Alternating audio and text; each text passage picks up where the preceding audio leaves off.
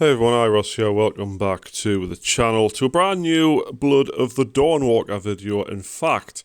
Now today guys, we're going to discuss about the possible future of the game with my top 5 expectations for Blood of the Dawnwalker. These are things that I expect the game to perform at or have inside of it, going off what the developers have promised or said will actually be in the game. These are my expectations of what I hope they will implement in the game when it comes. Obviously, we're not getting any more gameplay until summer, so unfortunately, guys, I've only got the trailer as background footage right now, so I do apologise. I don't have anything else at the moment.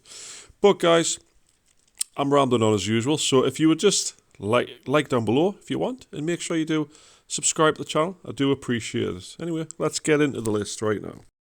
So, number 1 on this list, guys, is of course the freedom of choices and consequences. And that is literally one of the first things that first attracted us to this game.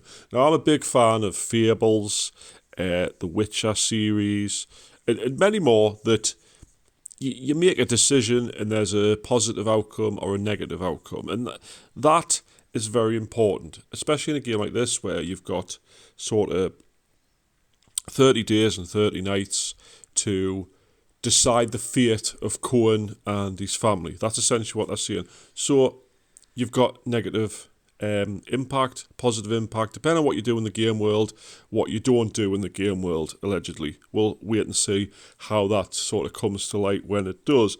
But I expect there to be a plethora of choices for each action or each interaction with NPCs in the world.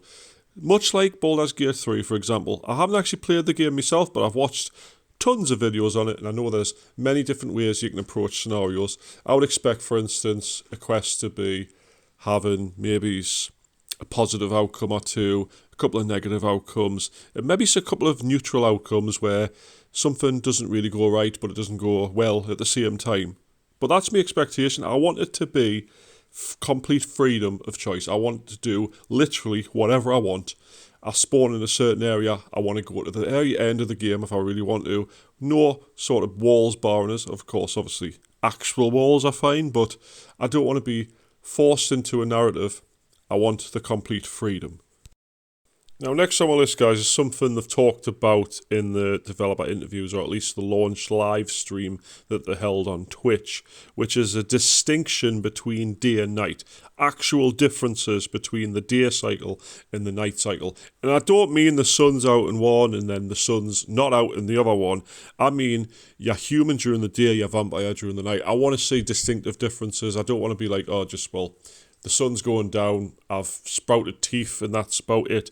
I want actual, like they've promised, weakness during the day. I'm human, but I'm half vampire, and the sun actually weakens us a bit. And then at night time, I need to feed, you know what I mean? I need blood in my system to survive, and all this stuff that they're saying is going to come to the game. I really hope it actually happens. I want the true vampire experience at night and the true human experience during the day. And of course, he's got the silver poisoning. Coen's got silver poisoning. You may have heard about that in the lore video I did. But I don't know how that's going to affect him either way. And I also hope that the game world itself changes between night and day. I don't want to go out as vampire form in night time and find the same NPCs walking around the streets that I did during the daytime. I would expect them to be tucked up neatly in their beds, fast asleep for me to sneak in and, have a little sip sort of thing. But yeah, I want a distinctive day and night difference where it's actually noticeable and you get your pros and cons depending on which one you focus on, for instance. Now, this next one, guys, I feel is a given for this sort of game, and that would obviously be a seamless open world. Now, by seamless, I mean there's no loading screens. Now, we get a brief look at the game world during the trailer. You get sort of like an overview at the very start where it pans out with the castle in the distance and then like the valley and the little village that's on fire or whatever. And of course, you get the gameplay at the end of the trailer that sort of gives you a look at the overall valley. Now, what I don't want to do is go from town to town and hit a loading screen, or enter a castle and hit a loading screen, or just in general, loading screens are bad. I know they won't take very long on a PlayStation 5 or a decent PC, and that's not the point. I want to just traverse into a different area and not, disappear for a moment and then reappear in the new area. I want it to be seamless. I want enemies to chase us out of a castle because I've pissed them off and into the next area. Not, oh, well, I can save myself if I run through this door because it'll go to a loading screen. You know what I mean? I want the entire open world to be seamless and perfect and lots of vistas to visit and just massive. I mean, it doesn't have to be absolutely humongous. But if you think about The Witcher, for example, I think The Witcher would be so much better if all the different regions of it, like Vizima and I can't even remember half the place names, but you've got the icons on the map for the different areas. If they were all travelable by horse with no sort of barriers between them, I think it would be so much better without the loading screen or the fast travel. You could just go from point A to point B whenever you want. So please make it a complete seamless open world. Next, guys, we've got something that I feel is obvious, and it will happen, because the dev studio behind the game itself has got a lot of experience in this area, and that is a compelling storyline, something that's really friggin' interesting and keeps us hooked and makes us want to replay the game and try different ways of doing it. Because if I'm bored with a storyline, if it's just a simple hack and slash game or nothing really comes of your choices and stuff like that, I'm not going to be interested enough to replay the game. And they say that replayability will be very high given the different choices you can make and the non-linear storyline where you don't have to follow a specific path. But I need the story itself to be very interesting. Now, obviously, the premise of it with the half and half vampire human cross, which is the protagonist, and you've got the vampires taking over the valley with the humans siding with them and some aren't and blah blah.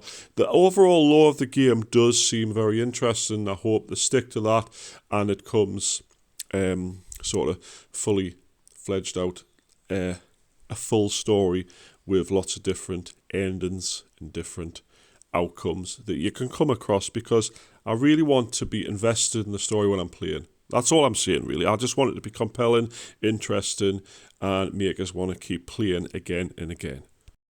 And with that, obviously brings us to the final point of this video, and that is open-ended endings. And that sounds a bit dodgy and a bit confusing. By what I mean open-ended endings is there's no specific ending to the game, and you can go several different ways. If you think of The Witcher 3, it's a good example because it's the same sort of developers. Some of them are from the Witcher 3 development team. You can go where Ciri becomes a Witcher, or Ciri goes to be the princess at Vizima, or she dies. You know what I mean? You've got all these different endings to the game. But obviously, The Witcher is quite linear in that you always sort of end up in the same spot at the end of the game. You always end up fighting the Wild Hunt and going to the tower where Ciri's trying to stop the permafrost, or whatever it's called, I can't remember. But in this game, obviously, we've been promised that sometimes you might not even finish the game. You might not even finish the story in the 30 days, but that won't mean game over. So that means to me that there's sort of like special endings. There could be good endings, bad endings, neutral endings. You might not even finish it all. But open-ended endings to me is you've got that many different choices to the way you actually play the game, that you've got very insane amount of outcomes that can come from depending on which way you go. I'm hoping the game is actually as massive as they're saying, and freedom of choice, and basically everything I've mentioned in this video so far is what I want. But the open-ended endings, I want to have a different experience, different ending, up to 10 times, for instance. If I want to play it up to 10 times, I want it to keep going and going and going, you know what I mean, and discover different things you can do to make Coen a demigod at the end, or he dies, or you find out, I don't know, you know what I mean, something that's actually going to make it really ridiculous at the ending, like, I don't know, grows wings or something. I'm just sort of rambling on now. Anyway, guys, if you like my list, please like the video. If you have anything to say about it, please leave a comment. I would love to know your thoughts on all 5 of these things. Do you think I could add more to this list? Is there anything else you think's very important to make this game sort of perfect Perfect is what the word we need to use is. Anyway, guys, please subscribe down below so you don't miss any new videos. I have changed my channel completely to this sort of game, so I'll be doing more Blood of the Dawnwalker videos as well as very similar games, so make sure you stay tuned for that. Anyway, thanks so much for watching, and I'll catch you in the next one. Bye-bye for now.